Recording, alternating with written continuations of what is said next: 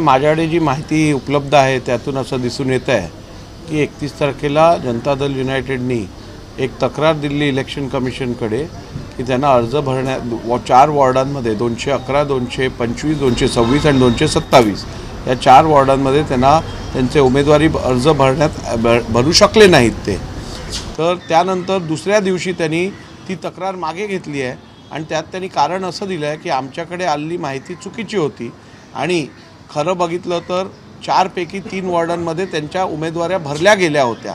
त्यामुळे एक असं दिसून येतं की उमेदवाऱ्या भरल्या गेलेल्याची माहिती देखील त्यांना नव्हती, तरी त्यांनी तशी तक्रार केली आणि ती त्यांनी परत घेतली आहे. त्यामुळे कुठेतरी या सगळ्या गोष्टीचा एक फेक नॅरेटिव्ह करण्याचा प्रयत्न केला जात आहे असं दिसून येतं आहे. आणि मला वाटतं आता या सगळ्या बाबतीत अधिक न पडता, कारण आता निवडणुका सगळ्या सुरू आहेत, लोकांनी नियमाप्रमाणे आपापले अर्ज भरलेले आहेत, त्यानुसार आता निश्चितपणे लोक निवडणुका लढतील आणि सगळ्यांनी मिळून व्यवस्थित नियमाप्रमाणे डॉक्टर बाबासाहेब आंबेडकरांनी दिलेल्या संविधानाचं पालन करत योग्यरित्या निवडणूक लढूया आणि निर्णय जनतेवरती सोडूया.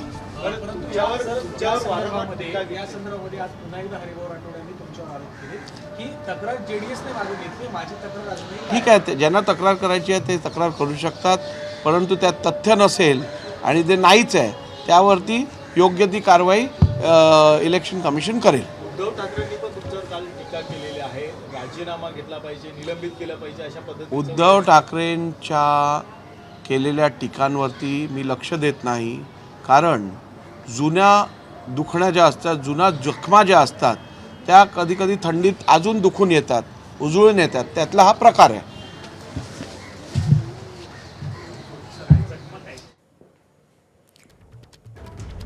जनता दलाने माझ्या विरोधातली तक्रार मागे घेतल्याचं नार्वेकर यांनी सांगितलेलं आहे.